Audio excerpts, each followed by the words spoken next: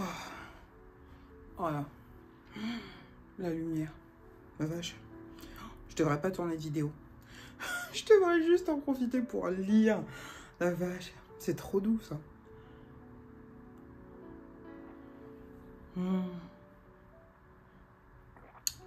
Chai latte. Boucle d'oreille citrouille. C'est parti pour la vidéo de la saison 3 du Season Book Challenge.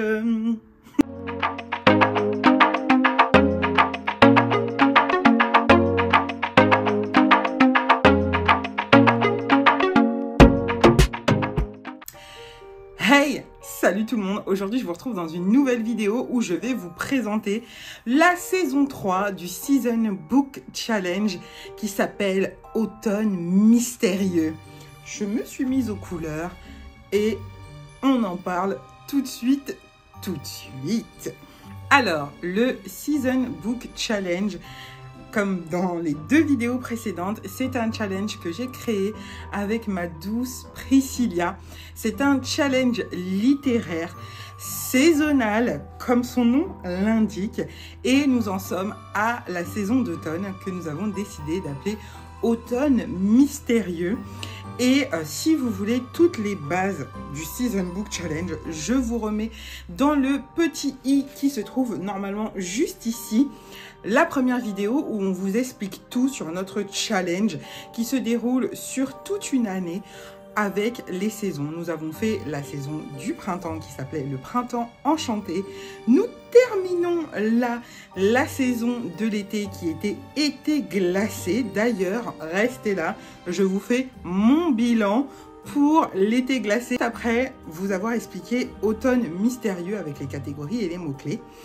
Et franchement, je suis assez fière de moi, de ce que j'ai réussi à lire pour l'été glacé. Et là, nous en sommes du coup à la saison 3 qui est Automne Mystérieux. Et vous aurez bien sûr la 4e saison qui sera la saison d'hiver. Voilà. Je vous passe tout de suite les catégories et les mots-clés.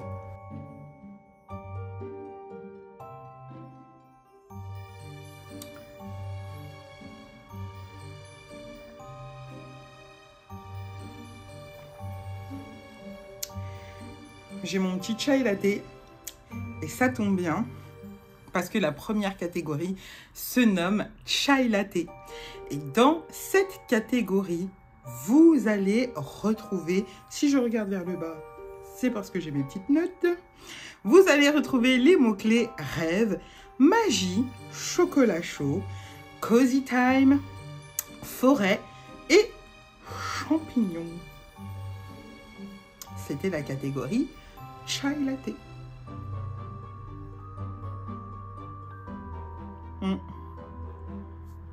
Meilleure boisson de l'automne. Vraiment. Essayez.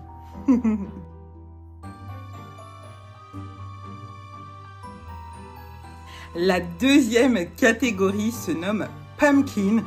Ça veut dire citrouille. Et dans cette catégorie, vous allez retrouver les mots-clés fantôme, Halloween, cimetière, bonbons, film et orange. Orange comme la couleur. On passe à la prochaine catégorie.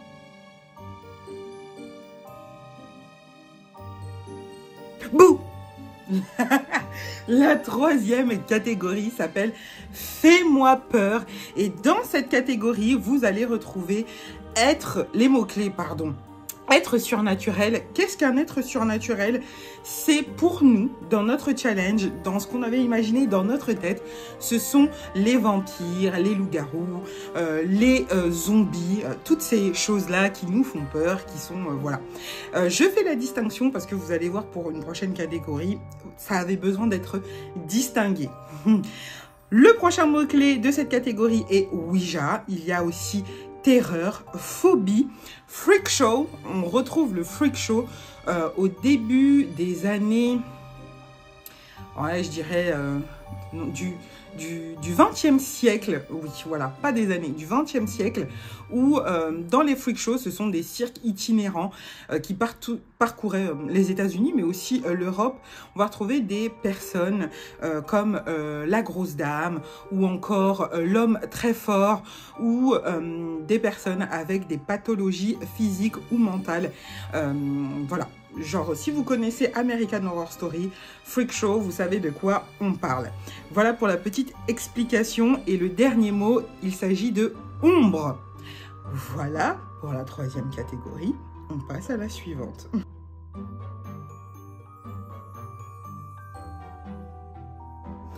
Pour cette quatrième catégorie, oui, je suis munie d'une petite plante pour illustrer le nom de la catégorie. Il s'agit, j'arrête mes bêtises, il s'agit de la catégorie Mandragore, où à l'intérieur, vous allez retrouver comme mots-clés créatures mythiques. C'est pour ça que je vous ai fait la distinction sur les êtres surnaturels, parce que pour nous, les créatures mythiques, ce sont les dragons, les licornes et bien d'autres choses encore. Voilà ce que nous, on appelle créatures mythiques dans notre challenge. Mais encore une fois, tout est sujet à interprétation. C'est à vous de voir. Donc voilà. L'autre mot-clé, il s'agit de druide. Il y a le mot-clé elfe aussi. Dark fantasy, royaume et les vilains. On passe à la prochaine catégorie.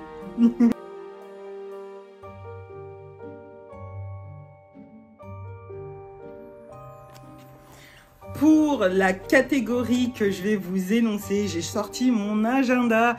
Et oui, nous sommes au mois de septembre. Et qui dit mois de septembre dit la catégorie Studi. Dans cette catégorie, vous allez retrouver les mots-clés Dark Academia, apprendre, mythologie, automne. Vous allez retrouver aussi les mots-clés octobre, friends, puisqu'on est dans un milieu scolaire, nous avons des amis. Et ce sera déjà pas mal. Je sais pas pourquoi je voulais vous en rajouter.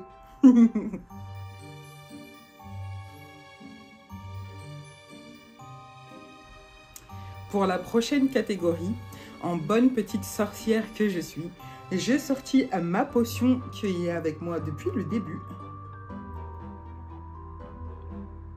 Et pour cette dernière catégorie, nous allons retourner à Salem. Oui, c'est le nom de la dernière catégorie.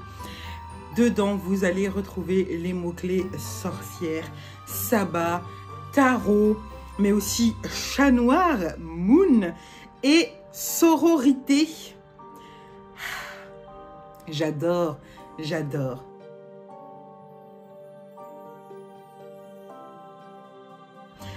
Petit rappel, le challenge Automne mystérieux du Season Book Challenge se déroule du 21 septembre au 20 décembre pendant toute la période automnale avec les vraies dates. Vous ne pouvez pas vous tromper. Et je vous rappelle aussi les niveaux. Le niveau 1 est de 1 à 3 livres et c'est le niveau Bouh. Le niveau 2 s'appelle Hocus Pocus et il vous faudra lire de 4 à 6 livres. Et le niveau Vif d'Or, où il vous faudra lire 7 livres et plus pour faire partie de l'élite. Ouais.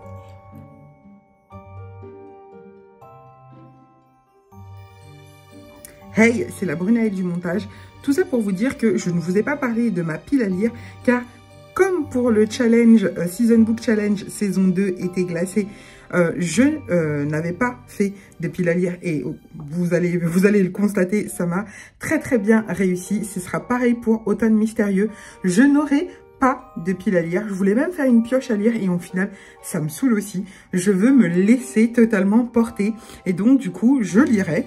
Et si le livre correspond à une catégorie, je l'ajouterai dedans avec le mot-clé correspondant. Voilà!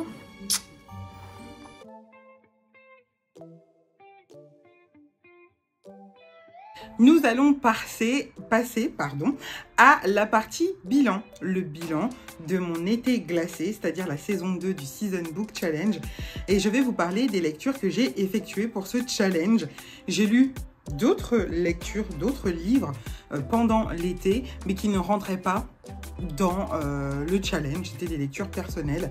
Et donc du coup, là, on va attaquer le vif du sujet et je suis pas peu fière. On passe tout de suite au livre que j'ai lu. Le premier livre que j'ai lu pour mon challenge, Season Book Challenge, saison 2, été glacé, ça a été Yellowface de Rebecca F. Kuang aux éditions Ellipsis.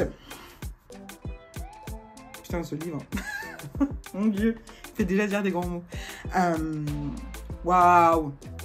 Waouh! La plume de Rebecca F. Kuang, qui est aussi l'autrice de Babel et de Poppy War, La guerre du pavot. Exceptionnel. Vraiment exceptionnel. Je lui ai pas mis un coup de cœur sur le moment parce que j'étais trop en colère. J'étais en colère contre ce personnage principal qu'on m'oblige à lire et à être dans ses pensées parce que June Hayward est une autrice qui galère, qui n'a pas de succès et qui a une amie, Athena Liu, qui est d'origine chinoise, si je ne vous dis pas de bêtises, qui, elle, a du succès, qui, elle, est reconnue par ses pairs, qui, elle, a du succès sur les réseaux sociaux. Ses écrits sont pertinents et bien menés. Et voilà. Donc, ce sont des amis. Et un soir où June, le personnage que je déteste et qui est le personnage principal qui nous raconte l'histoire, va aller passer une soirée avec elle et Athéna va décéder. Et avant ça, avant son décès, elle aura parlé d'un des manuscrits sur lequel elle travaille et elle l'aura montré à June, cette détestable personne, qui va voler le manuscrit le soir de la mort de son ami. Oui, oui, vous m'avez entendu. Ça pose les bases de qui est cette personne. Voilà. Donc, dans dans cette histoire, elle va se faire publier, elle va publier les essais de Athéna qui est décédée et elle va avoir un succès plus ou moins relatif, vous verrez, mais on va aborder le vol, la jalousie, le mépris, le racisme de cette femme, du monde de l'édition, c'est... Ah, voilà. J'ai adoré ce livre, je lui ai mis que 4,5 parce que... June me rendait dingue, mais il mérite un 5. Maintenant, avec tout le recul que j'ai, c'est un coup de cœur. Il a ses 5 étoiles, ses 12 000 étoiles. Il est incroyable, je vous le conseille.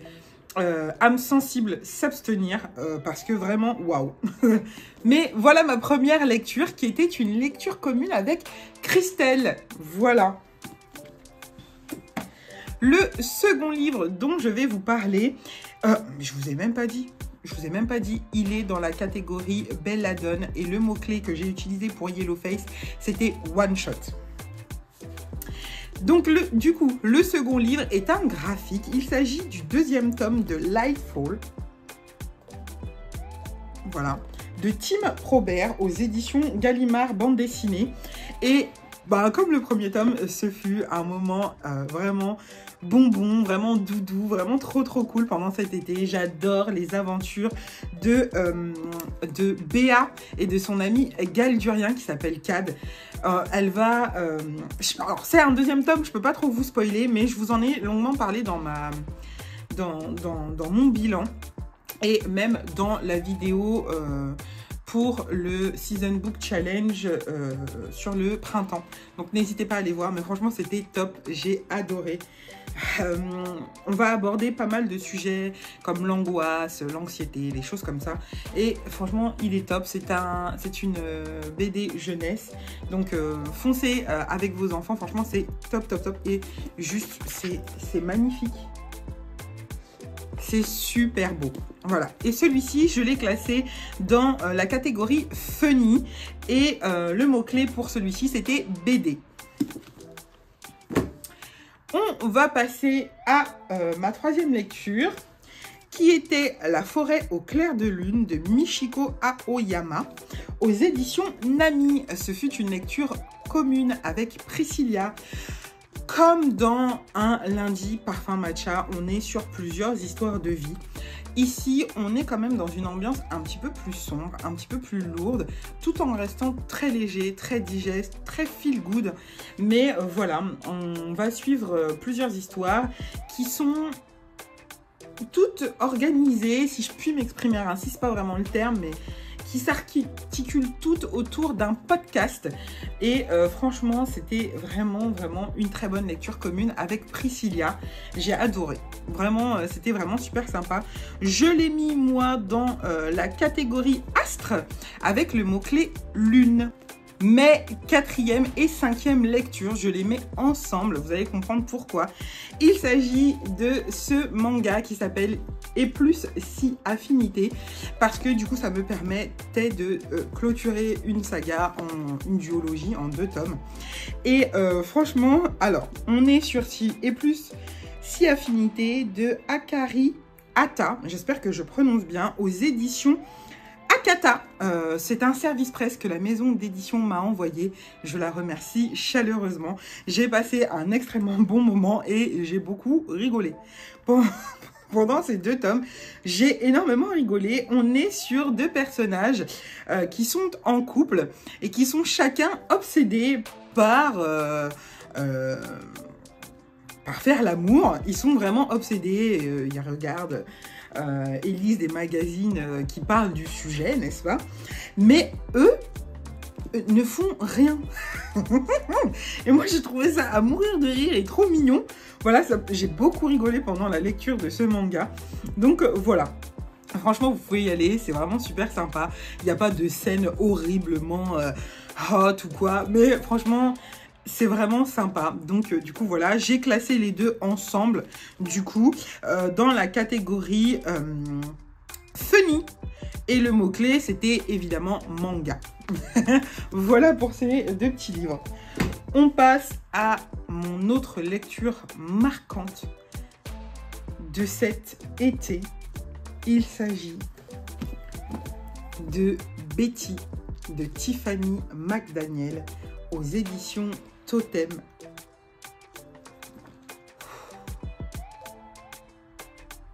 Waouh, ça me donne les larmes aux yeux. C'était... Waouh, je n'ai pas de... Vous voyez, ça me scotche même aujourd'hui. J'y repensé. On va suivre Betty, qui est une enfant métisse.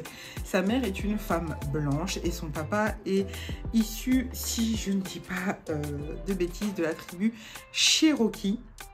Et elle va vivre entre ces 2 cultures dans une Amérique raciste et pauvre en ce qui la concerne. Et en fait, elle va nous raconter l'histoire de sa vie avec ses frères, ses sœurs, sa mère, son père. Attention, trigger warning, violence sexuelle, violence psychologique, physique, inceste et bien d'autres choses. Il faut avoir le cœur bien accroché pour lire Betty. C'était incroyable. Incroyable.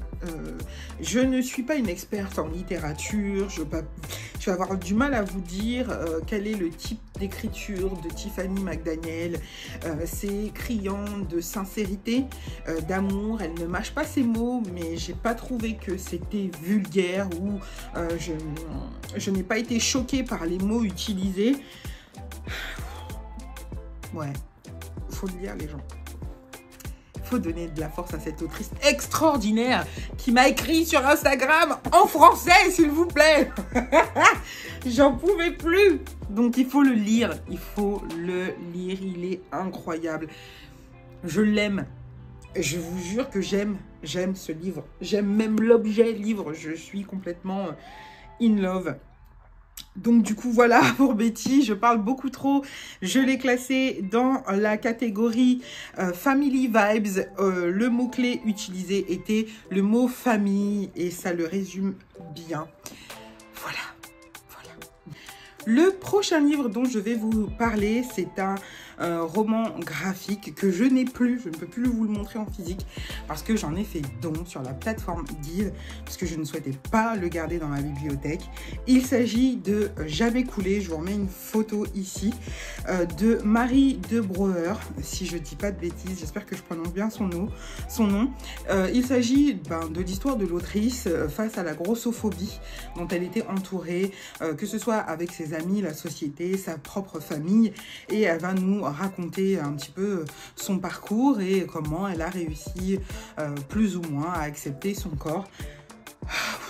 Alors, je n'ai pas été particulièrement sensible à la plume de l'autrice, ni par son histoire, mais ça m'est complètement personnel. J'en ai discuté avec d'autres personnes qui ont adoré ce roman graphique et franchement, je trouve ça super. Il en faut pour tous les goûts. Mais moi, je sais pas, peut-être parce que moi, j'ai fait un travail d'acceptation avec mon corps.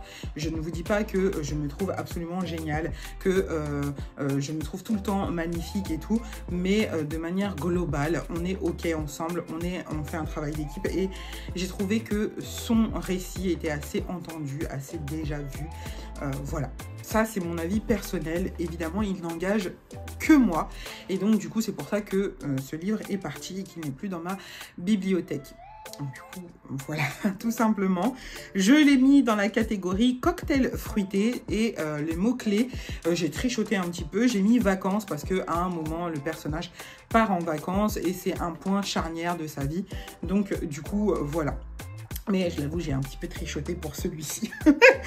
Le prochain livre dont j'ai envie de vous parler, le 8e livre très exactement, il s'agit de Mary Shelley contre Frankenstein, qui est aussi un roman graphique complètement. Voilà, c'est même un roman illustré, hein, voilà, comme ça. C'est Christine Luce qui l'a écrit et il a été illustré par Valentina Principe aux éditions Les Moutons Électriques. C'est un service presse que j'ai reçu de la part de la maison d'édition et d'ailleurs que je remercie chaleureusement pour leur confiance. Et on va suivre Mary Shelley à un moment compliqué de sa vie. Elle est enceinte, on le sait dès le départ, hein, je vous spoile rien, elle est enceinte et elle est en proie à plusieurs peurs, angoisses, et elle va matérialiser ça sous la forme des traits de son monstre, j'imagine. Je n'ai pas non plus été sensible à la plume. En tout cas, c'est pas une question de sensibilité à la plume. Je pense que lui et moi, on ne s'est pas trouvé au bon moment. Voilà. Je n'aurais pas dû, je pense, le lire en été. J'aurais dû attendre une période un peu plus sombre, un peu plus... Ouais, le bon moment. Je pense qu'il y a une question de timing avec les livres. Et très souvent, quand on les lit, quand c'est pas le bon moment, qu'on se force un petit peu, on les apprécie un peu moins. Donc, je pense que c'est un peu le cas pour celui-ci. Donc, du coup, je vais... Alors, là, j'ai envie de vous dire que j'ai pas... Je sais pas trop où ça voulait en venir. Voilà. Vous devez me prendre pour une dingue, mais voilà. Alors, vous voyez, je suis sincère, c'est un service presse, mais j'hésite pas à vous dire que, voilà. Donc, c'est un gros, je sais pas, ce truc. Ce livre, pardon. Et voilà. Je le garde, parce que l'objet livre est juste sublimissime, vraiment, et il fait partie des premiers services presse que j'ai reçus, donc il a une valeur sentimentale. Et j'essaierai peut-être de le relire à un autre moment. Voilà. Pas tout de suite, mais à un autre moment. Celui-ci, je l'avais classé dans la catégorie funny. Le mot-clé était donc roman graphique, me semble-t-il. Ouais, je l'ai mis dans celui-là. On passe au prochain livre. Le prochain livre, il s'agit de Belladonna d'Adaline Grace aux éditions de Saxius. C'est un livre que j'avais très envie de lire et je l'avais déjà depuis l'année dernière. Voilà, je l'avais trouvé de seconde main sur Vinted. Vous savez que j'adore la seconde main, j'en achète beaucoup. Et voilà, je suis très très contente de l'avoir lu. On va suivre Signa ou Signa, je ne sais pas trop comment ça se prononce, pardon, qui est une fille qui est orpheline. Ses deux parents sont décédés et elle est trimballée comme ça de famille en famille.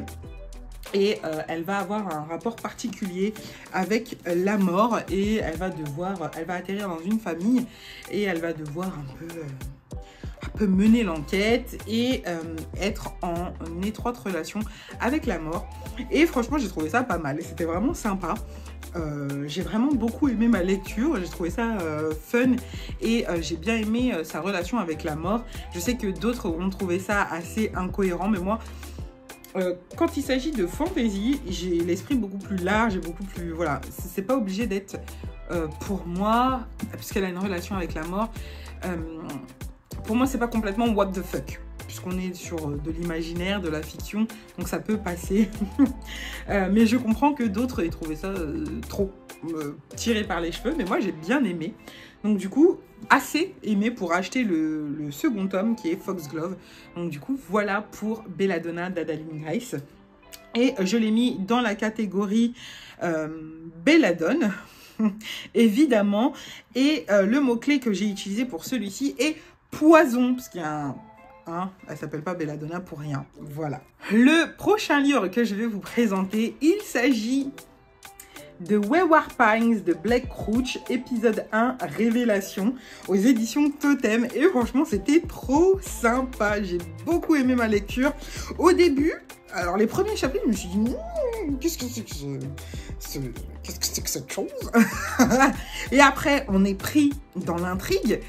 Et mon Dieu, la fin. Mais c'était génial.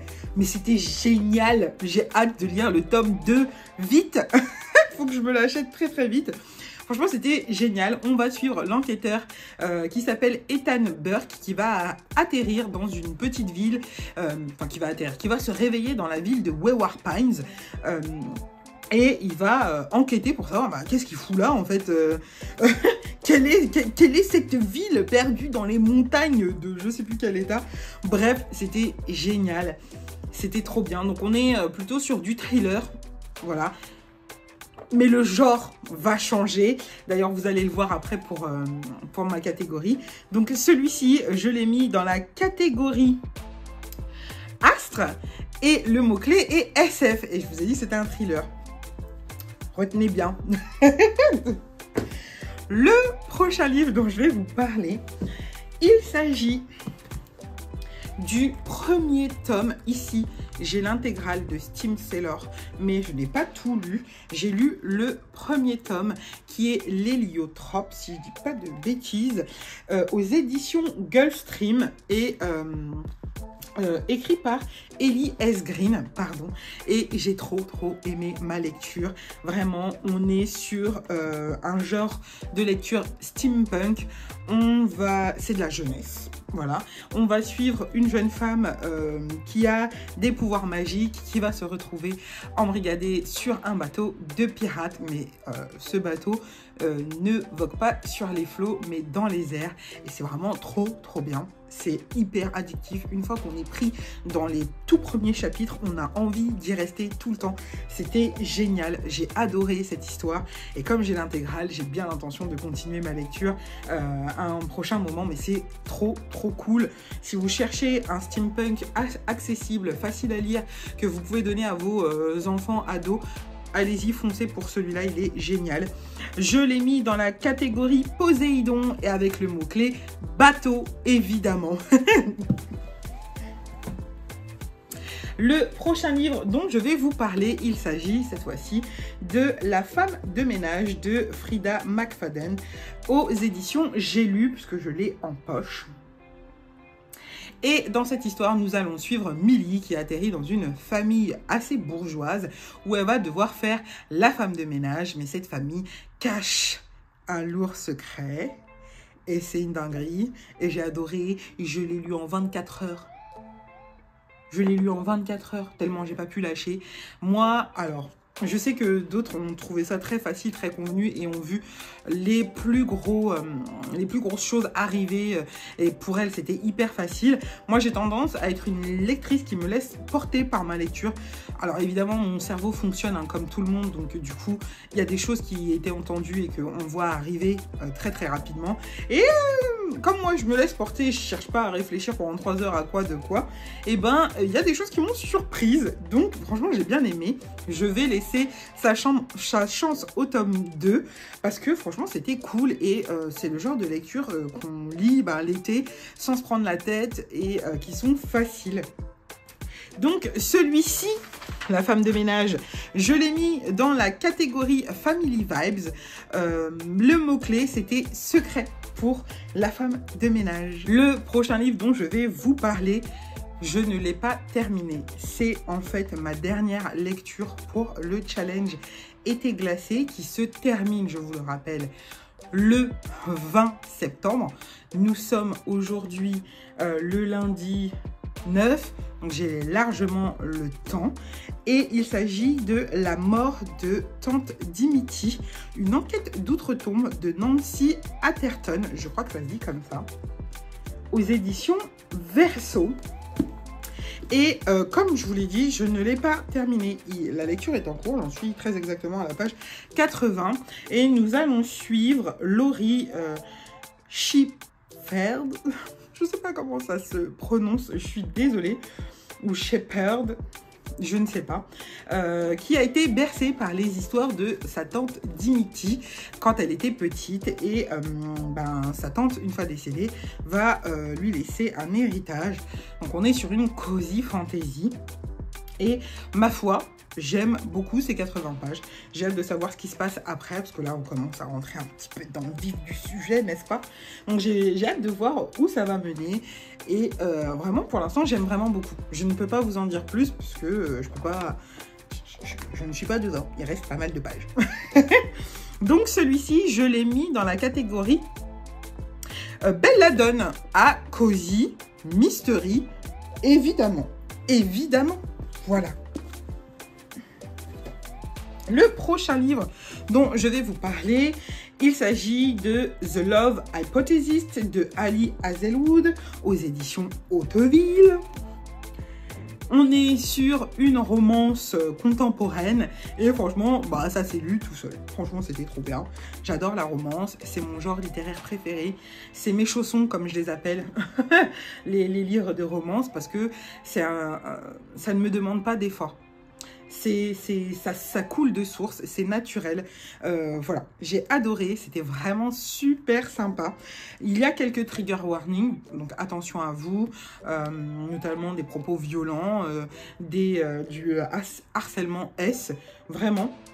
Donc voilà, on va suivre Olive qui est étudiante en sciences, pardon, et elle va un soir embrasser son professeur. Donc ça commence là-dessus. Je ne vous spoil rien, c'est tout au début, c'est les premières pages.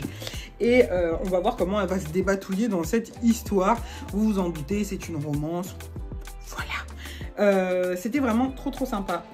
Premier livre de Ali Hazelwood. Évidemment, j'en ai un autre dans ma bibliothèque. Si vous avez suivi mon dernier book haul, il y en a un qui arrive dans pas longtemps. Un énorme aussi, parce que je vous en fais un tous les 2-3 mois, donc il va être énorme aussi. J'ai Love Theoretically dans ma bibliothèque. Et j'ai précommandé Bride de cette même autrice. Donc voilà, pour vous dire à quel point j'ai apprécié. Celui-ci, j'ai trichoté un petit peu aussi pour celui-là. Je l'ai mis dans la catégorie cocktail fruité et je l'ai mis à feel good. C'est pas vraiment un feel good, hein, on s'entend bien, mais c'est ce qui se rapprochait le plus. Et puis, de toute façon, j'interprète les catégories de mon challenge comme je veux. Voilà. Le dernier livre, et pas des moindres, c'est un coup de cœur. Il s'agit de Le soleil et ses fleurs de Rupi Kaur aux éditions Pocket. Et c'est un recueil de poèmes, de poésie. Et c'était magnifique. Je l'ai pris pendant mes vacances à Marseille. Et je l'ai lu, je l'ai savouré, ça se savoure. ça se ressent. Il faut prendre le temps de lire la poésie. Vraiment, j'ai aimé ça. C'était beau. Il y en a qui m'ont parlé, qui m'ont giflé, qui m'ont fait pleurer. Il y en a qui m'ont touché énormément. Mon Dieu, que je vous le conseille. On va parler d'amour de soi, d'amour de l'autre, de son partenaire. Et voilà, c'était magnifique. Je vous lis la 4e de couverture parce que je trouve que ça dit très bien ce qu'il y a dedans. C'est la recette de la vie, disait ma mère, lorsqu'elle me tenait dans ses bras quand je pleurais. Pense à ces fleurs que tu plantes dans le jardin chaque année. Elles vont t'apprendre que les gens, eux aussi, doivent se faner, tomber, pourrir, pour fleurir. Voilà, coup de cœur. Je vais m'acheter ces autres recueils de poésie. Il y a Lait et Miel que je vais acheter là pour cette saison automnale, hivernale et Homebody, évidemment. C'était magnifique. Je l'ai mis dans la catégorie cocktail fruité et le mot-clé était soleil. Voilà pour ce petit bilan de mon été glacé. Vous l'aurez compris, j'ai lu 15 livres. J'aurai lu 15 livres une fois que l'été glacé sera terminé, c'est-à-dire le 20 septembre, pour pouvoir rebondir tranquillement sur Automne mystérieux. J'espère que cette vidéo vous aura plu. J'espère que vous êtes inspirés par les catégories de notre automne mystérieux. N'hésitez pas à nous dire si vous voulez participer. Il y a une conversation de groupe avec que des nanas, donc carrément sororité. Il y a plusieurs vidéos. Priscilla a aussi sorti sa vidéo. Je vous remets le lien en barre d'infos si vous voulez aller la voir. Dites-moi si vous voulez participer parce que nous, on fait un travail qu'on adore pour ce challenge, vraiment. Et on est assez fiers de nous. Je suis fière. 15 livres lus cet été, c'est genre juste énormissime. 15 livres pour le challenge, parce qu'en réalité, j'ai lu une vingtaine, voire plus que 20 livres cet été. Mais vraiment, je suis ravie. J'espère que cette vidéo vous aura plu. Si c'est le cas, n'hésitez pas, comme d'habitude, à liker, à commenter, à partager, à vous abonner si ce n'est pas déjà fait. Et on se retrouve très vite pour une autre vidéo. Je vous fais plein de bisous et à très vite.